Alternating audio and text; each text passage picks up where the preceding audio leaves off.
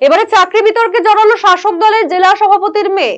মন্ত্রীর personal attendant হিসাবে contractual পদে নিয়োগকে ঘিরে সূত্রপাত বিতর্কের। রাজ্যের সেচ ও উত্তরবঙ্গ উন্নয়ন দপ্তরের প্রতিমন্ত্রী সাবিনা ইয়াসমিন দপ্তরে পার্সোনাল অ্যাটেন্ডেন্ট হিসাবে কন্ট্রাকচুয়াল পদে নিয়োগ পেয়েছেন মালদা জেলা তৃণমূল সভাপতি তথা বিধায়ক আব্দুর রহিম বকশির মেয়ে আসিফার শবনম।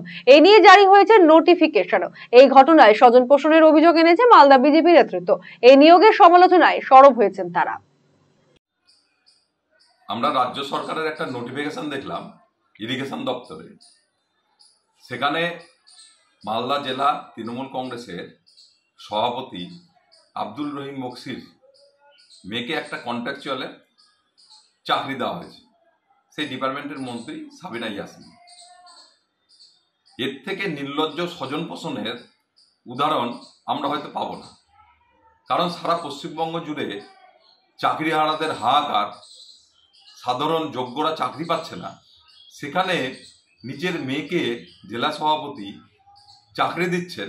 এর থেকে নির্লজ্জ স্বজন পোষণের উদাহরণ আর হতে পারে না। যদিও এই বিষয়ে তার জানা নেই বলে দাবি মালদা জেলা তৃণমূল সভাপতি আব্দুর রহিম বকশির, তবে চাকরির বিষয়টি খোঁজ নিয়ে দেখবেন বলে জানান তিনি। আমার মেয়ে বিবাহিত, আর আলাদা সংসার আছে, আলাদা ঘর আছে, সে আলাদা জায়গায় থাকে।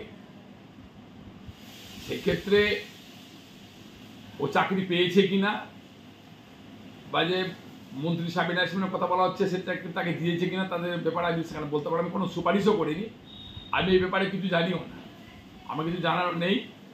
আমি আপনারা যখন বলছেন আমি খোঁজখবর নিয়ে দেখব। কিন্তু দুঃখের বিষয় হচ্ছে যে আমার বাড়িতে আমার বড় ছেলে ইঞ্জিনিয়ার, আমার ছোট ছেলে ডাক্তার, আমার বড় মেয়ে AA বিএড করেছে, আমার বৌমা ইংরেজিতে অনার্স করে MA পড়েছে। পরিবার শুধু লোকই সবই শিক্ষিত, আমার ভাস্তি সবই শিক্ষিত মানুষ, আমার এই মেয়েটাও শিক্ষিত। ফলে সেক্ষেত্রে এই ধরনের অপবাদ দেওয়া হচ্ছে আমাকে। আমি ঠিক বুঝতে পারছি না যে এই অপবাদ দেওয়া হচ্ছে কেন। আর চাকরির ব্যাপারে আমার কিছু জানা নেই, আমি নিশ্চয় খোঁজ খবর নিব।